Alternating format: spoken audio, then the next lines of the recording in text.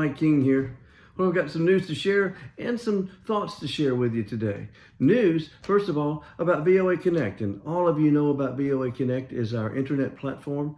But recently, we've been trying to reassess it, reevaluate it. We've been asking you, the experts, the folks who use it, the absolute primetime users of this, is how can we improve it? How can we make it better? And so literally right now as we speak, we're in the process of literally rebuilding it. If you will, VOA Connect 2.0 is happening right now, is being built right now, and your feedback is guiding that rebuild.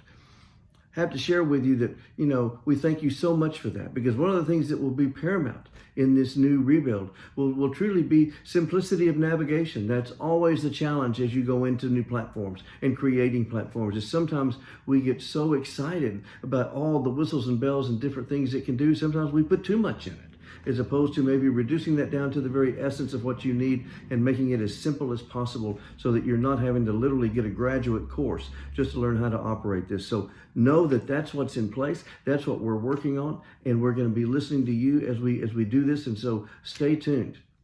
And now just really a thought. I've read a fascinating editorial this week, literally in the Dallas Morning News.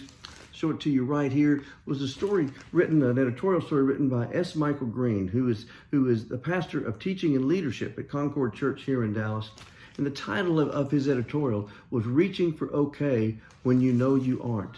And it was really about the pressure that has been on the clergy and on spiritual leaders in this past year and a half, when literally they were really ministering to the mental health of everyone that they served. Much like Volunteers of America, aren't we in that position? We are the caregivers. We are in the love business. We are there spreading love and encouragement and support throughout this pandemic, and literally every day within the Volunteers of America world. And you can see the passion in the eyes of those who are doing this. But what happens when they're experiencing the same kinds of losses, serious losses, as far as personal friends, family members, you name it, up one side, down the other? It can be debilitating. And it's hard for a caregiver to admit, what, I'm not okay at this moment, and therefore I need to prioritize self-care. And in this editorial, that's really what the person writes about, is the importance of self-care. And that literally, where years ago someone may say to a minister, for instance, always have a Bible with you, and that's all you need. Now it's much more complex than that. We absolutely need our spiritual support. We need our Bibles. We need the things that we lean on to remind us of those eternal truths.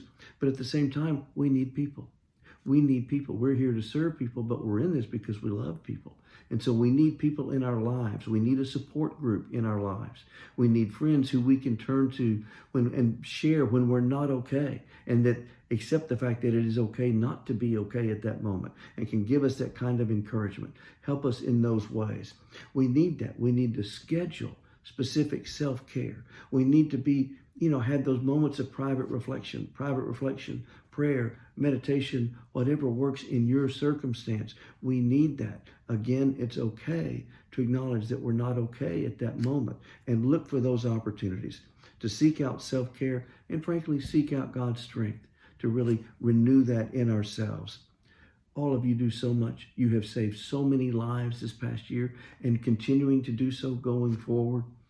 Blessings to all of you. Thank you for all of those lives you saved, and keep looking for that strength. You're going to find it. It's there. We have found it, and then we have spread it to others. Bless all of you.